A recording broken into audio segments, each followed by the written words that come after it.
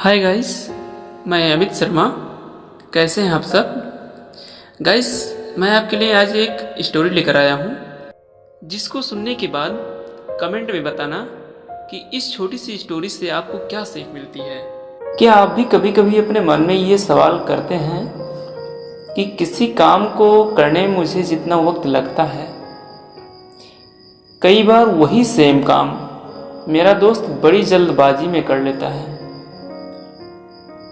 और वो काम हो भी जाता है। दोनों का आउटकम सेम होता है, मतलब दोनों का निष्कर्ष एक जैसा ही होता है। इसे मानना मुझे थोड़ा मुश्किल लगता है, क्योंकि मैंने नेचर को बड़ी करीब से देखा है साहब। ये इस नेचर से बेहतर कोई नहीं बता सकता। हाँ, हम गलत कहाँ हैं? हम हमेशा सोच लेते हैं कि ये टाइम मैनेजमेंट है, लेकिन ये टाइम मैनेजमेंट नहीं है, ये जल्दबाजी है। और इसी जल्दबाजी के नाम आज एक कहानी सुनाऊंगा मैं, जो कि एक तितली पर आधारित है। जी हाँ, बटरफ्लाई। ऊपर वाले ने हमें 2 आंख दिए हैं भाई साहब, और 2 कान दिए हैं, तो उसके लिए कई लॉजिक भी दिए हैं लोगों ने कि एक कान से सुनो और दूसरे से निकाल लो। लेकिन आंखों का क्या? किसी ने दिया लॉजिक? नहीं। ऊपर वाले ने ये जो आंखें दी हैं, ये हर चीज ढूंढती रहती हैं, जहां नहीं भी जानी चाहिए वहां भी पहुंची रहती हैं। एक ऐसा इंसान जिसकी दोनों आंखें सलामत थी, पास की भी नज़र अच्छी थी और दूर की भी नज़र अच्छी थी। एक गार्डन था, उसके घर के ठीक सामने, जहां एक पेड़ पर उसे तितली का कोकून नजर आया। तितली का कोकून तो समझते होंगे आप, चलिए मैं बताता हूँ। ये एक ऐसा अंडा होता है कि जिसके टूटने के बाद तितली बाहर निकलती है। तो वह इंसान रोज रोज वह कोकून को देख रहा होता है, और देखने के टाइम उसे एक चीज समझ में आता है कि इससे तितली बाहर निकलेगी, और ये जो लम्हा है मैं अपने हाथ से नहीं जाने दूंगा, ये नजरों में कैद रखूंगा। ये हर रोज उसकी वही ड्यूटी थी। एक रूल बना रखा था वो कि मैं उस जगह जाऊंगा और देखूंगा कि आज कितना, आज कितना, आज कितना। तो एक दिन गया वो। उस दिन पहली दफा उस अंडे में, उस कोकून में एक दरार नजर आई, और फिर हल्का सा एक छोटा सा छेद नजर आया, जिसके बाद शायद ऐसा उसे लगा कि अब तितली बाहर आ रही है। कोशिशें जारी थी, और वो भी अपनी नजरें टिकाए बैठा था, और उसे बड़ी बेसब्री से इंतजार था कि वह इससे कब बाहर निकले और मैं देखूं इसको।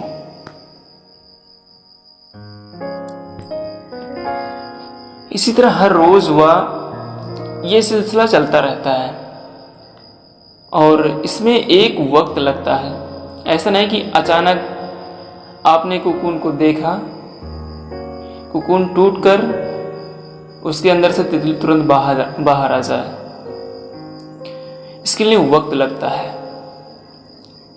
इंसान इंतजार कर रहा होता है।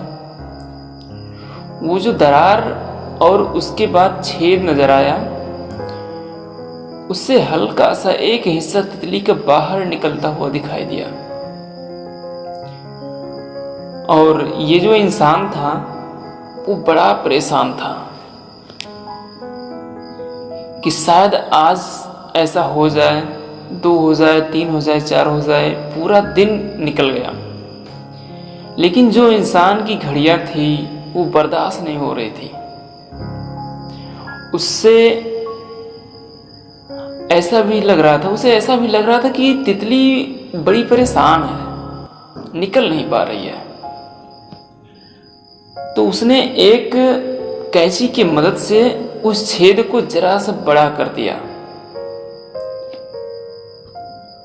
और अब देखा तितली बाहर निकल गई। इंसान भी खुश, तितली भी खुश। पर इसके बाद क्या हुआ जानते हैं? तितली बड़ी कमजोर थी। ऐसा लग रहा था कि जैसे तितली पूरी तरीके से तैयार नहीं है। पंख भी कमजोर थे और एक तरल पदार्थ उसके शरीर में था। तितली उड़ नहीं पा रही थी। कुदरत ने एक वक्त दिया साहब कि इससे पहले आप जमाने में नहीं आ सकते। कभी कभी ऐसा होता है, एक्सेप्शन है जिसको नजरअंदाज कर दो। तो एक बच्चे को दुनिया में आने के लिए 9 महीने का वक्त चाहिए। ऐसे ही उस तितली के कोकून में भी उतना वक्त चाहिए था। इंसान ने जल्दबाजी कर दी। जितना वक्त चाहिए था उस कोकून से तितली को बाहर निकलने के लिए, इसने उस जल्दबाजी में जो हल्का सा छेद था उसे बड़ा करके तितली को बाहर निकाल दिया। तितली का शरीर पूरी तरीके से तैयार नहीं था, पंख भी कमजोर थे, एक तरल पदार्थ बना था। वो तमाम चीजें ऐसी थी जो तितली को बाहर निकलने के बाद इतना कमजोर बना चुकी थी कि तितली उड़ती थी और लड़खड़ा कर नीचे गिर जाती थी, फिर उड़ने की कोशिश करती, फिर लड़खड़ा के नीचे गिर जाती। वो इसलिए नहीं कि वो उड़ना नहीं आता था उसको, वो इसलिए कि किसी ने उसके आने में जल्दबाजी कर दी।